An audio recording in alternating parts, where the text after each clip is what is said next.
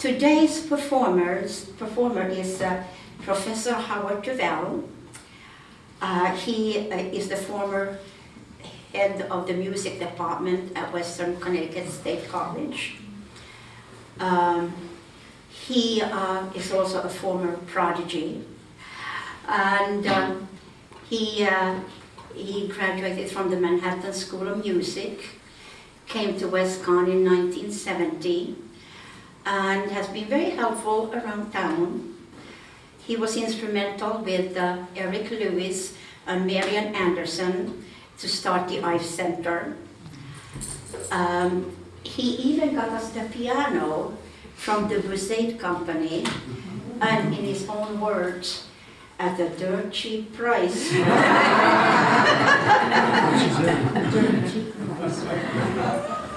So we are very happy to have Howard here today, and yeah, among other things that he did, he was also a critic for the News Times during the times when the News Times used to publish reviews.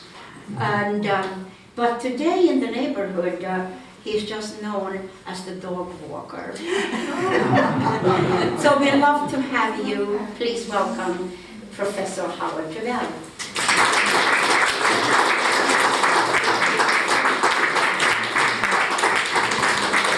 Thank you very much. I think I know enough people here that I can be quite informal. And I thought to myself, I don't practice anymore. What am I doing? Why should I come and pass myself off as a recitalist or performer? And then I thought to myself, I wonder how many people know the rigors and the struggles of growing up in the 1940s and having two people constantly on your back when you were a kid, and I say a kid. So I thought I would try to tell you how to develop a pianist, or how not to, or how whatever, as they did treat me when I was a kid. And I have fond memories of a lot that went on when I can even remember my first 5 years. Now, how many of you can remember your first 5 years? You know, I remember them vividly. My mother played the piano a lot. She said she played a lot before I was born.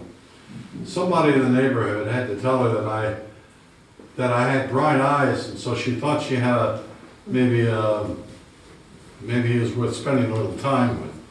And so I would go over to the piano and she'd be playing, and I remember my, you know, I would reach up like this. I think I was dagger trained already, because otherwise I would be. And so, and I remember, here it is. That's what I played first, and then, so I'm told. Okay, I was 3 years of age. And she heard somebody playing the piano. She was upstairs, and, you know, let me apologize to fathers. They have been, in the history of music, fathers have been somewhat the villains, I mean, more or less. But mothers, don't ever tell a mother that she might have a genius, because that's the end of your abandoned childhood, or freedom in your childhood. At any rate, she was upstairs and she heard somebody, she told me this, she said, I thought some new child had moved into the neighborhood. And she was curious. She came down and I was playing, this is what I was playing. I must have heard it on my father's radio.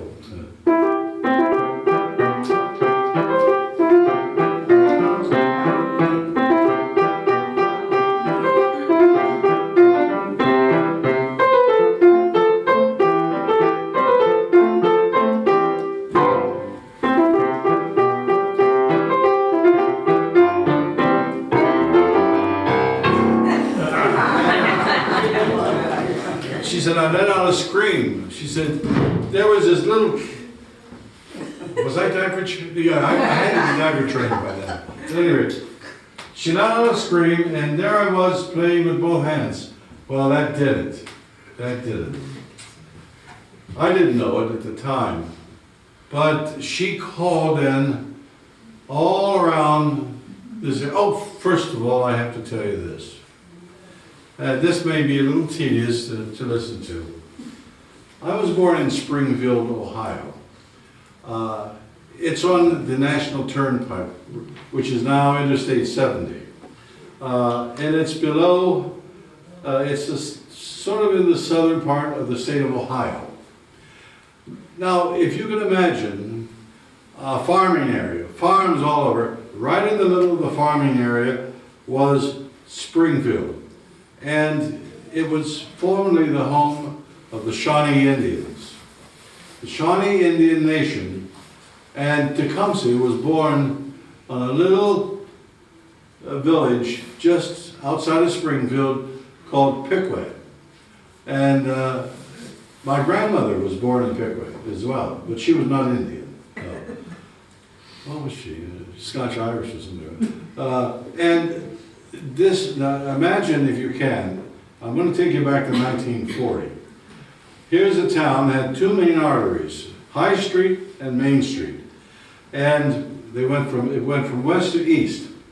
And there was the center of town was one city block with the blocks bordering around it, where all the stores and everything. We had a Woolworths, we had a Montgomery Ward, we had all the, and it was an industrial town. Ohio was an industrial state until the corporate era. But it had a lot of industries there. There was, they made everything from farm equipment to caskets to, there was factories all over the place. So the living was good. The living was good. Now in the town where the two highways were, the Main Street was the commercial one. The High Street was the residential one. And so as a matter of fact, believe it or not, they had two manufacturers of, you see this metal in the piano? That's the plate. They had two piano manufacturers, the Kelly Piano Company and Wickham Piano Company. I later met Mr. Wickham when he was retired in one of the big Victorian mansions on High Street. You have to understand this, in other words, to know when I started to develop as a pianist. This hometown here, now, here's the thing. My teacher, who graduated from in Chicago, also went to Juilliard and made his debut with the Chicago Symphony. He also studied in Europe for 2 years, and he latched up with a woman by the name of Jessie Peters. They had a two-piano, dual piano. They gave their town hall debut in New York. And the Herald, I saw an old copy of the Herald Tribune, and big picture, clear across the top. Heifetz made his debut at the same time, but he had a little picture down in the corner. So Peters and Zirkle were the hottest number going, and they had a tour completely all set up and everything, performances with orchestras and other things. And wouldn't you know, Jessie fell down the stairs and broke her wrist, and they were out of business. So my teacher came back to Springfield, and his mother said, "Why don't you open a studio here? You can make a good living." Well, in the 1940s, almost every kid studied a musical instrument. So he opened musical studios and had other teachers. Now, another thing I have to point out about Springfield at this point, it was a beautiful town. It had cliffs, limestone cliffs. It had springs, wonderful springs. It had wonderful woods and so forth. And when my teacher, who took me on as a student, said he tried to exploit me in saying that I'm helping this poor kid. Well, we were poor because it was post-Depression era, and we didn't have, it was, we moved from a nice little house we lost down to the commercial street, Main Street. And he tried to use my talent, and did rather successfully, as an entree to the local wealthy industrialist society in town.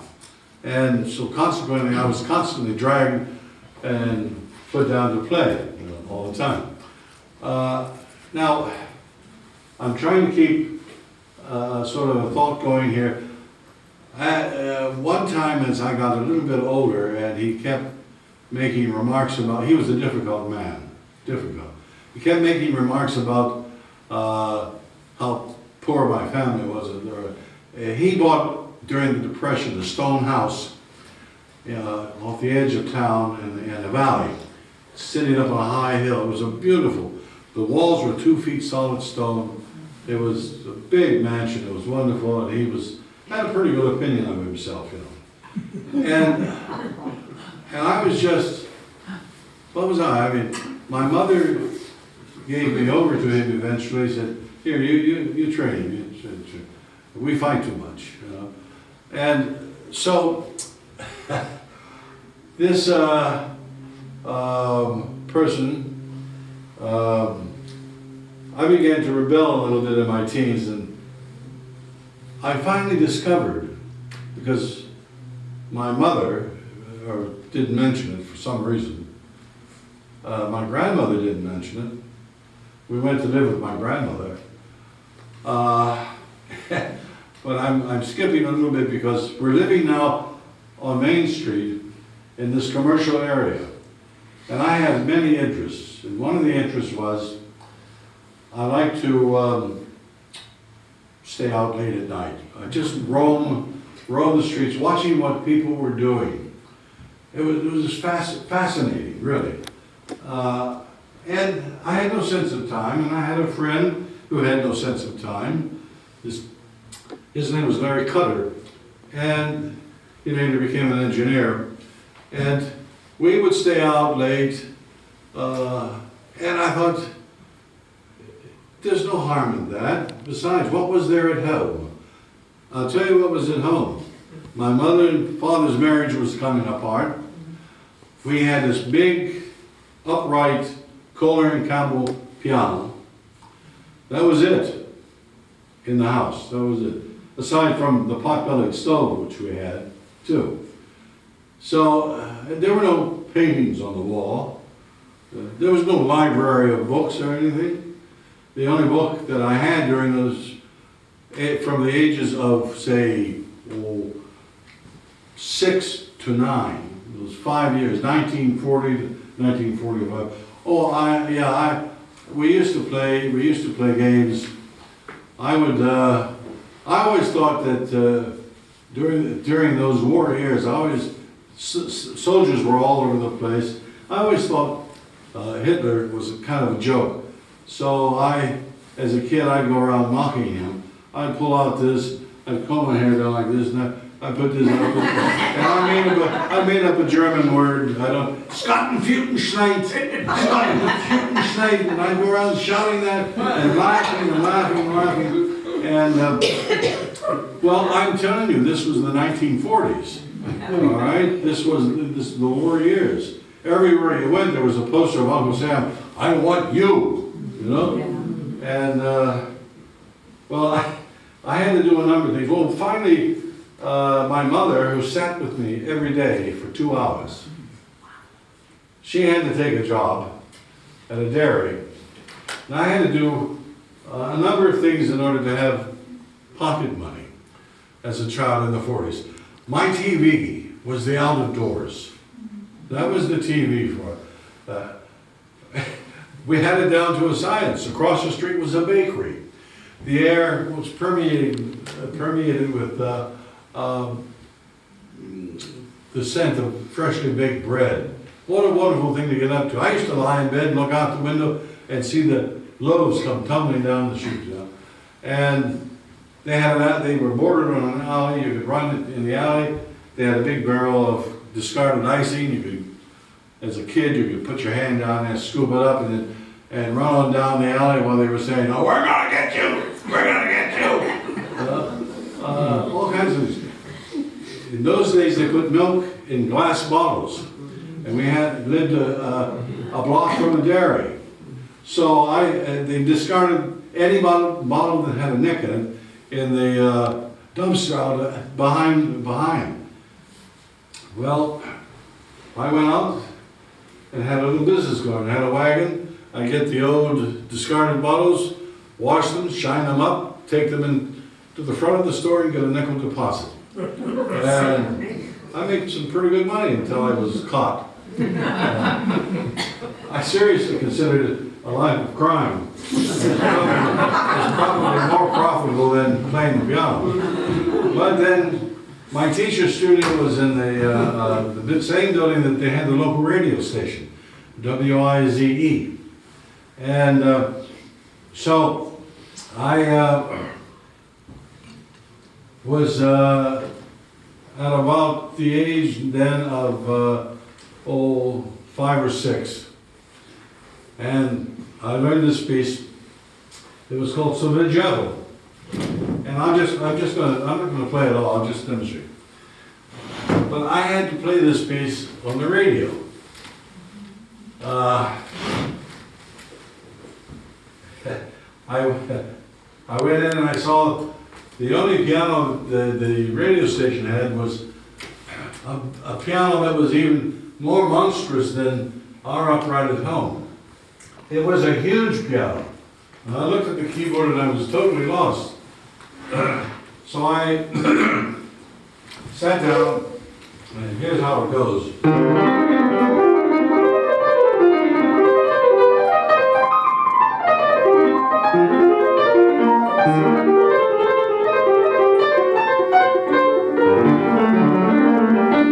And the only thing that is, I was so small, the piano was so big, I started in the wrong place. And I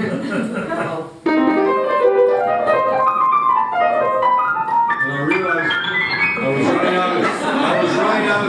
was running out of keys. And I thought to myself, what do I do now?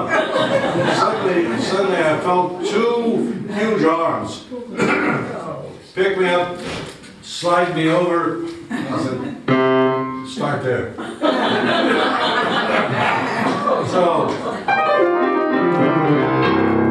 I started and finished it. And every time I had a lesson with this person, first of all, he tested me. He was a little bit shocked because he said to my mother, "Lady, I don't take 4-year-olds." And he didn't know anything about kids. He says, "Besides, is he potty trained?"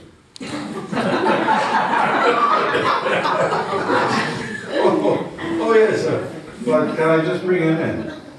So she took me in. I'm sorry if this sounds like I'm talking about me, but as I look back now, it seems like some other kid. Like Robert Monroe, the Monroe Institute in Virginia, who wrote a book, Far Journeys, about the out-of-body experience. He would travel in this astral state or whatever, and he was able to go back and encounter himself as a child, you know. And I don't know. I never myself came across an astral body encountering me, but he was able to go back and at least so he wrote in his book.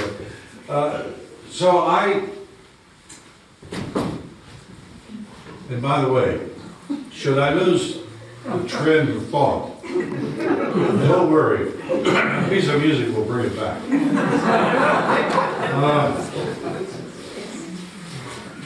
So they took me in to see this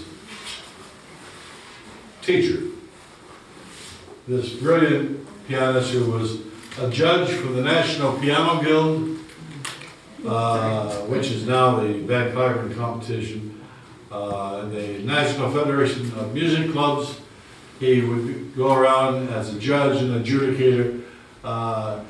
He was the dominant figure in the arts. As a matter of fact, in Springfield, if you wait like 20 minutes, oh, that's going to help, thank you. Oh. I haven't talked this much since, I don't even talk this much to my dog. The Ginger.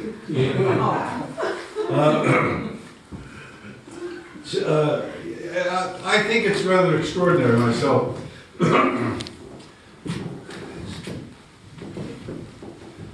I was going to say something important. In Springfield. Oh, what? In Springfield. Yeah, in Springfield. Well, it was very much a part of my life, especially when I found out and was able to tell my teacher that my family was not so bereft of culture and stature. It turns out that my grandfather, 3 times removed, was the founder of the town. He laid out the main streets, the streets that crossed over Limestone and Fountain.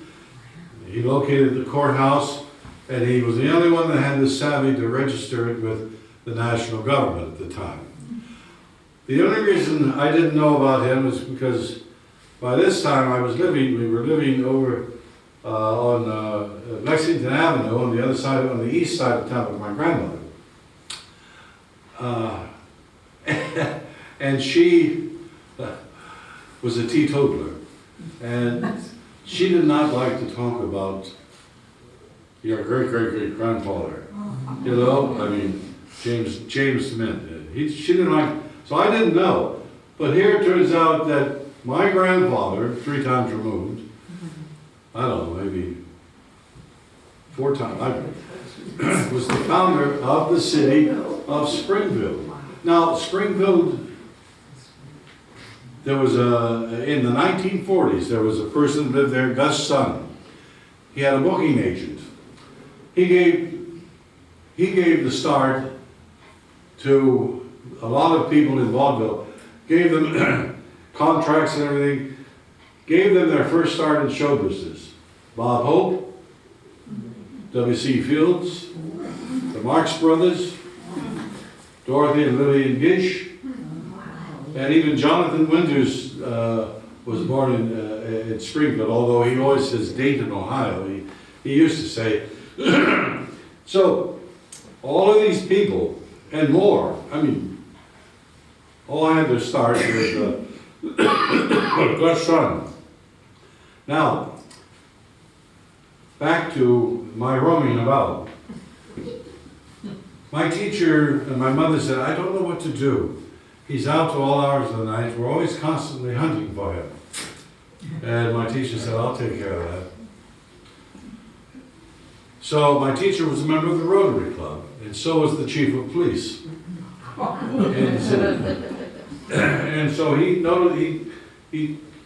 talked it over with the chief of police and gave the chief of police copies of my music, because the police station was on the 2nd floor of the city building, a nice long building that looked like a miniature English Parliament building. And they put the music, they had an auditorium and an old beat-up piano. So they put my music there. And every police officer was told to put all points bulletin out for me. That I was to be picked up any time I was seen. Yep. Well, that's really cramped my style. I mean, I had to really sliver about the town in order to keep a watchful eye. But once I got picked up, taken up there, and placed and saw my music and stuff, by that time I was 7 years old and I was playing Clementi Sonatinas. And I think even some of the police officers liked the music, and they would always say, well, have you eaten today?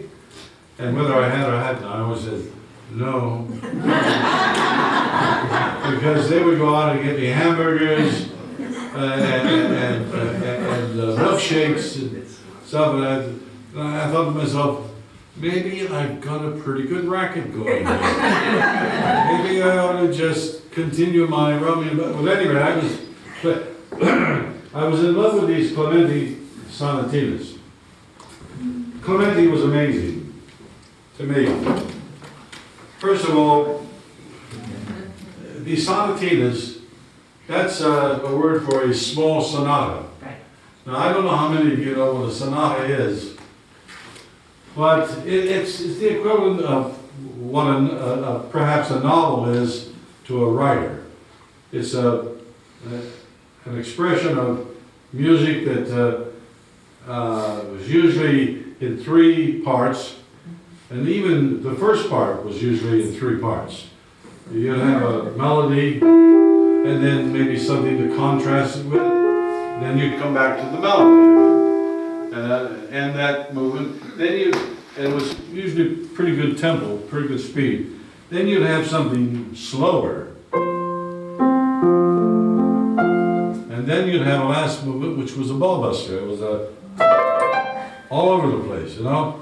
Well, as a matter of fact, I heard a good line in a recent movie where someone was asking somebody, some disgruntled pianist got up to say, I am now going to play Beethoven Appassionata Sonata, after which I will play Beethoven's 32 variations, after which I will play blah, blah, blah, blah, blah. By that time, the guests of the evening were beginning to like, my God, what did I get myself into? And a couple who tried to escape one said to the other, how long is a sonata? He said, I don't know. The last one I heard lasted 3 cigars. You know? So, a sonata. So I'm going to just demonstrate what I was playing at the age of 6. This is the Clementi Sonata. And I have to tell you something about Clementi.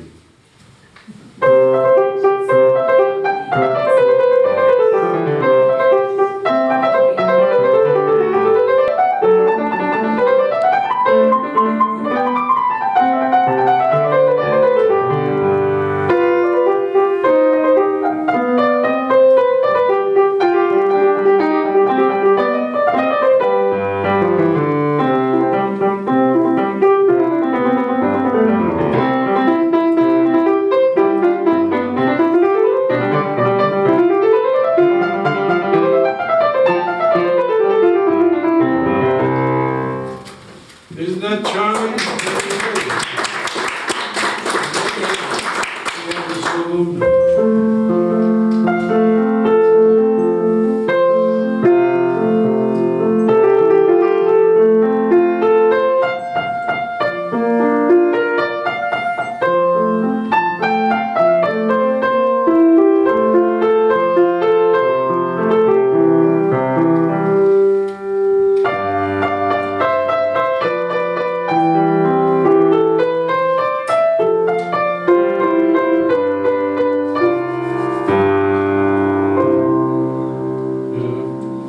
And then the last movement takes off.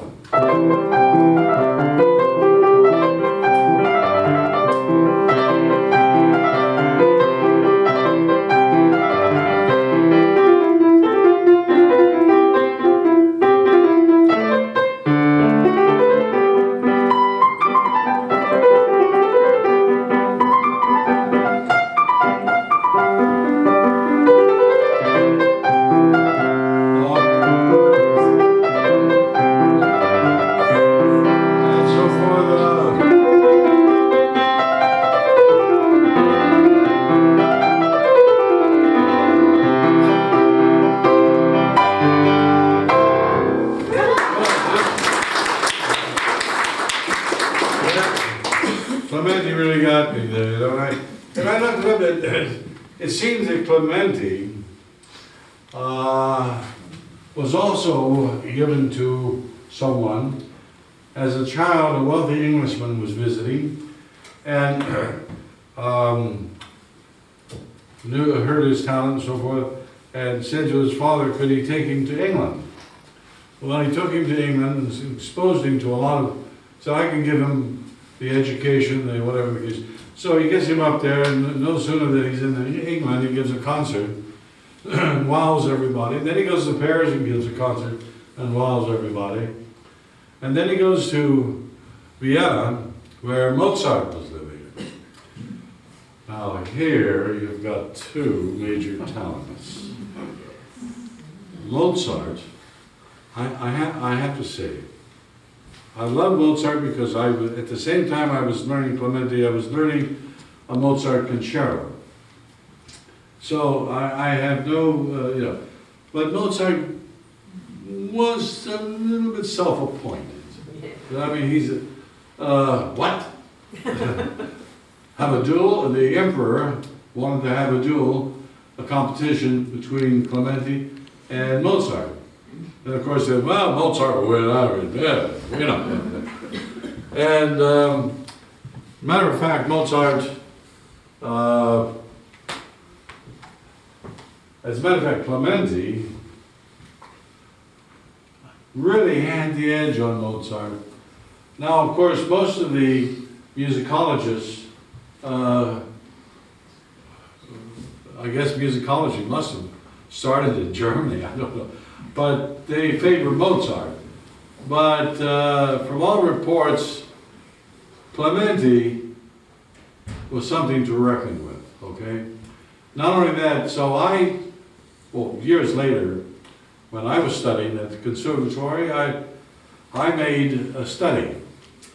I wanted to see for myself who wrote better. Now Mozart's music is wonderful in all respect. His operas, I mean his sonatas and his concertos and so forth. Clementi wrote a lot of training pieces, and he wasn't that hot with symphonies. Mozart was terrific with the symphonies. But when it came to piano, I think Clementi, it can be safely be said, Clementi was is the one who really showed towards the future of piano playing. He was the father of modern piano playing, and not Mozart. And also Clementi taught several other musicians of the day that made a big name for themselves. Moscheles was one, John Field, an Irish pianist. Clementi and John Field went to Russia, probably established the Russian School of Piano playing over there. And, well, for one thing, one of the innovations that Clementi had over Mozart was that Clementi, instead of doing just scale work, like he would do them with two notes instead of one. So whereas in Mozart, if you have in Mozart,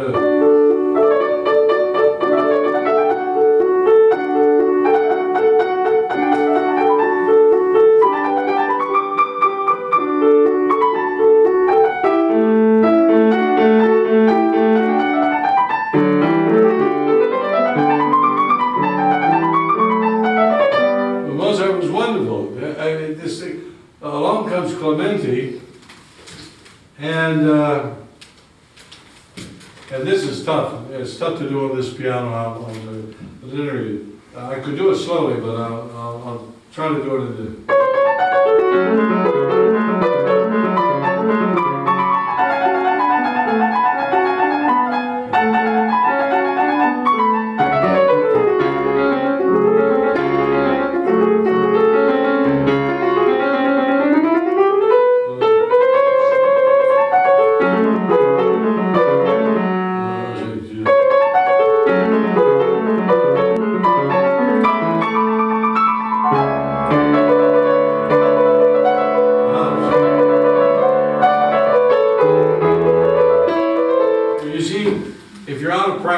Play two notes simultaneously, whether it's that or later, as Chopin wrote a study for two notes.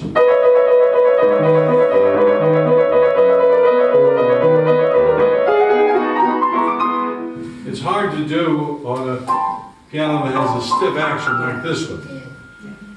Normally, if I were in condition, I would snap through it. But you'll bear with me.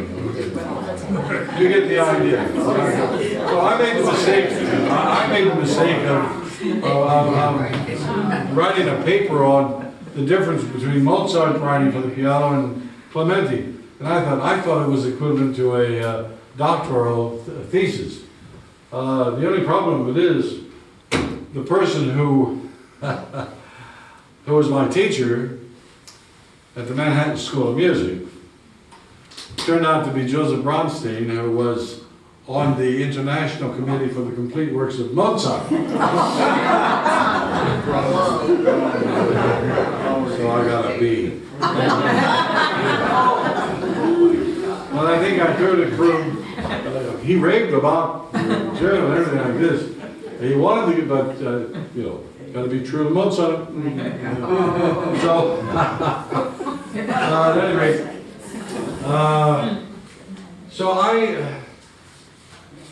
my mother sat with me every day.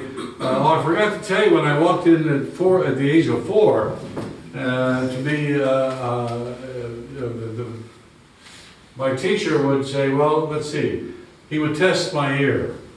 So here we go. And he'd turn me aside, and then he'd say, what was that? And I go, oh. And then he would go, and then I would go, and then he got to doing nasty stuff like, I could do it. And, well, that took me a little time.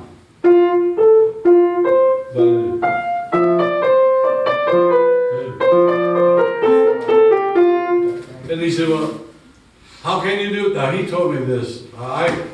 All I remember was me turning back and forth like this. That's all I remember.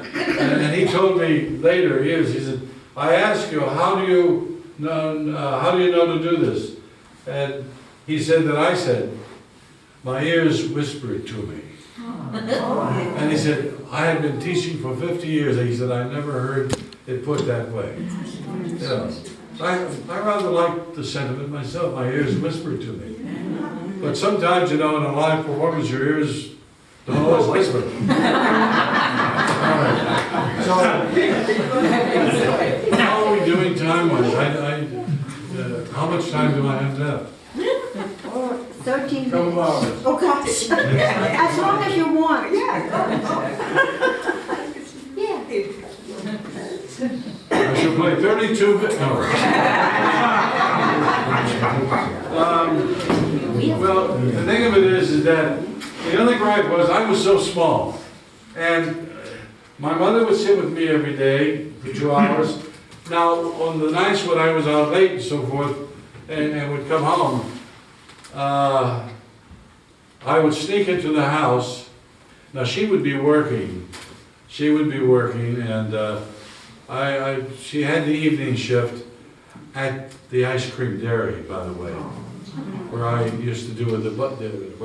And so I would sneak in the bedroom with my clothes on, put the blankets up over me like I'd been in bed for a long time, and she knew I wasn't. But she'd get me up. No matter what, I had to practice before I went to sleep. Whether it was at 12 o'clock at night, midnight, whether it was 2 o'clock in the morning, whether it was 3 o'clock in the morning, which caused the next door neighbor to call the police and say that I was being abused as a child when they heard the piano going on all night, you know? And by this time I was disagreeing a lot with my mother about what my teacher said, and she was bigger than I was, obviously, and that was not a good thing to do because she had the back of her hand and she would go whack like this, you know, and I would be crying, and we had the concerto, the Mozart Concerto, and we had so many fights over the Mozart Concerto. It was, oh, I wanted to say one thing too. Before we get into the fight, and we even had, don't get excited, we even had a trump in Springfield when I was growing up. His name was J. Fuller Trump. Yeah, Trump. He had an insurance business there, and he was a very arts-oriented person.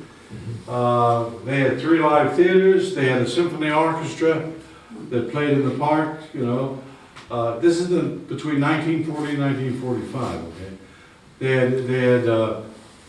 had many things culturally going. One of the huge businesses there, a whole city block, tall building, the Crow Collier Publishing Magazine Company. Crow Collier Publishing Company. They did all kinds of magazines, including Collier Magazine. They also they had a staff of artists, you know, and illustrators and so forth. So Springfield was very active in the visual arts. And as a matter of fact, I got all these guys together when I was a kid, because one of the things that I loved to do, when I was in the 3rd grade, I was given, third grade is wonderful, in the 40s. We were taught how to squat under our desk in case of an air raid or bombing or something. We also got our first bottle of ink and a dip pen.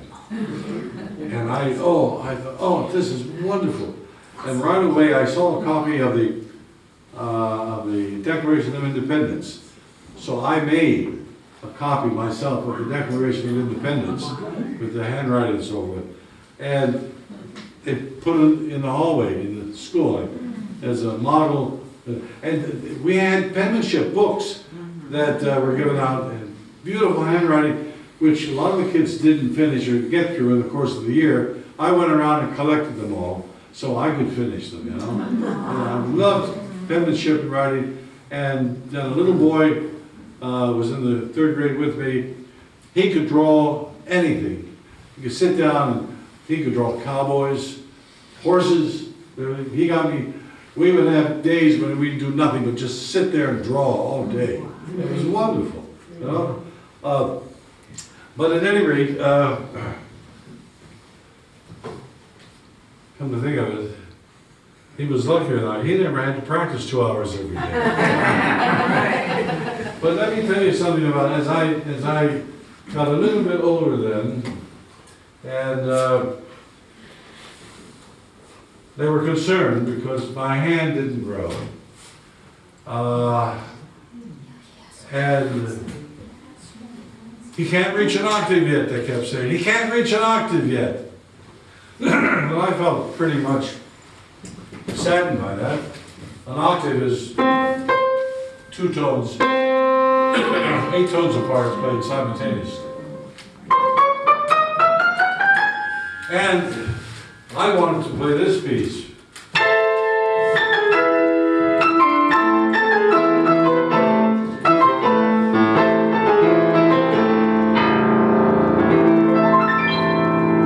The Great Piano Concerto.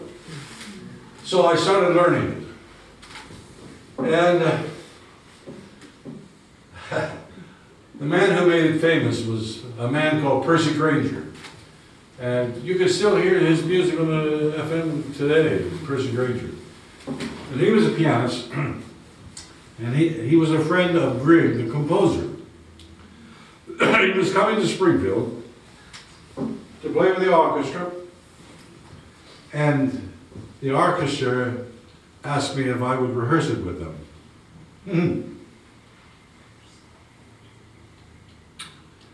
Now, you have to understand, there was Springfield, Dayton, Cincinnati, all within a radius of 90 miles. Most of the better players in the Cincinnati Symphony lived in Springfield. And same way with the Dayton Orchestra. So the 3 orchestras were really one and the same practically. Oh yes, that's right, I made my debut with them doing the Mozart D major concerto when I was 11. That's a concerto. But I forget that came before the Grieg. I was working on the Grieg. But yeah, I love this this Mozart concerto. This is the one I played with them.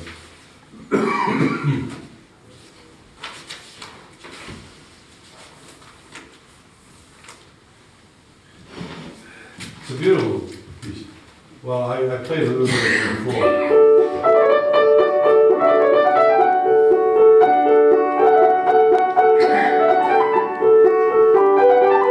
65 pages in length.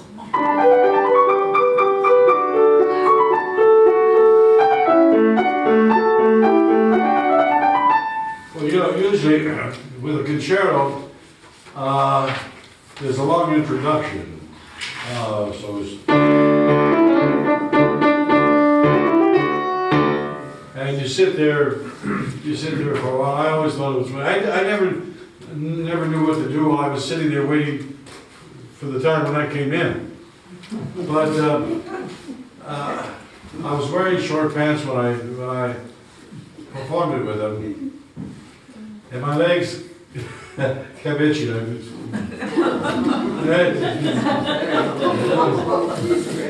And my teacher later said, "What were you doing up there, bobbing up and down?" I said, "My legs itch." And it's a wonderful piece. I highly recommend it.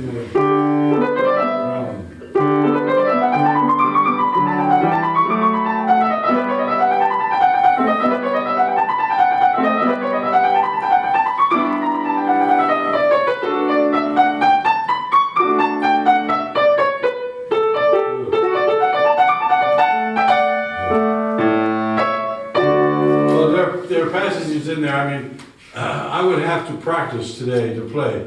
And I don't know how I did it when I was 11. I really don't. I was like, all I can remember was the glorious making music with this orchestra. And it's sort of like all blended into just one total experience. And afterwards, a few years later, I looked at the score and I thought, holy mackerel. What did I do? I mean, it had virtuoso passages in there, like we'll go clear across the piano.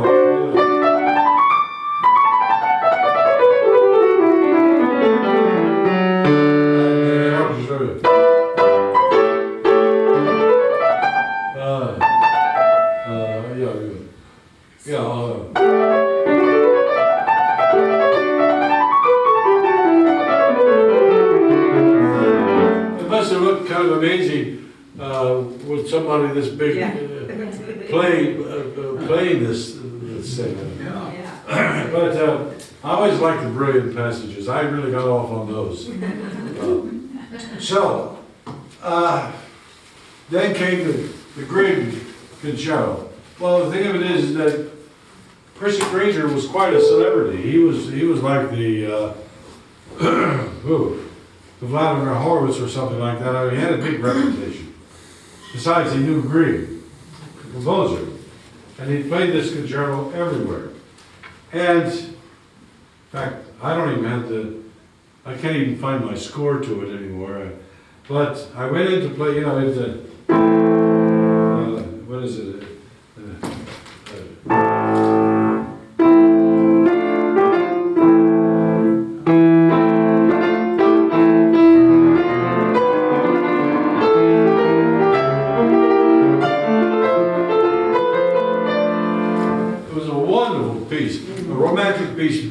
Because finally, I could reach an octave. I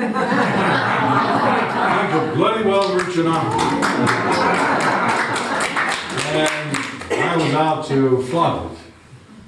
And so I was rehearsing. The day of the performance, the orchestra always had an afternoon rehearsal before the evening concert. So I was there in the afternoon, and we were going through this concerto. And it was supposed to have been a rehearsal with Percy, with Mr. Grainger. But he was nowhere to be found. He had a reputation for hitchhiking from one town to another. He loved to walk. He loved to walk. And sometimes he wouldn't even show up. And everybody was getting really nervous. Like, we're going to have to let the kid play this. You know?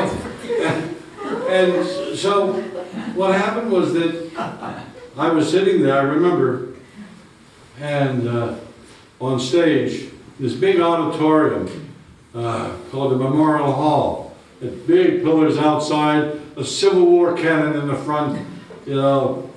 They gave all the orchestra concerts there, all the political rallies there. They even had wrestling matches there.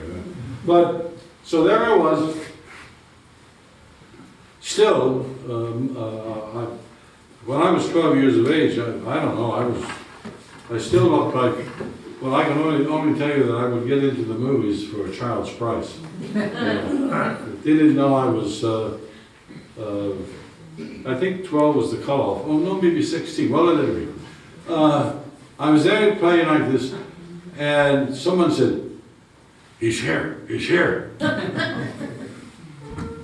Percy Grainger had just come into the hall, and he was over watching me play. So, and they rushed over and brought him over to the piano and introduced him. And so on. And he said, what's wrong with the kid playing the concerto? He said, I would enjoy this. Let the boy play it. Well, everybody had billed Percy Grainger. I mean, Percy Grainger. You got to make good, you know, that sort of stuff. Well, so Percy Grainger, he said, well, I think the kid's doing fine, but okay, so I got, oh, Mr. Grainger. So Mr. Grainger sat down, and I think he did this purposely. He rehearsed the whole concerto, but he made faux pas, mistakes. I thought, he's not so good. I think I could cut him. And so, that night though, the concert, the live performance, his playing was absolutely breathtaking. It was flawless. And then I shrank down to size. And he insisted that he wanted to work with me on the concerto. So he arranged with my teacher, came to the studios, and for a couple of days that week, I had lessons with Percy Grainger. And then he made a bad move. He said, this used to be the way talent worked in Europe. I mean, you had a famous teacher like Legitivsky, and students would go and live with him and study.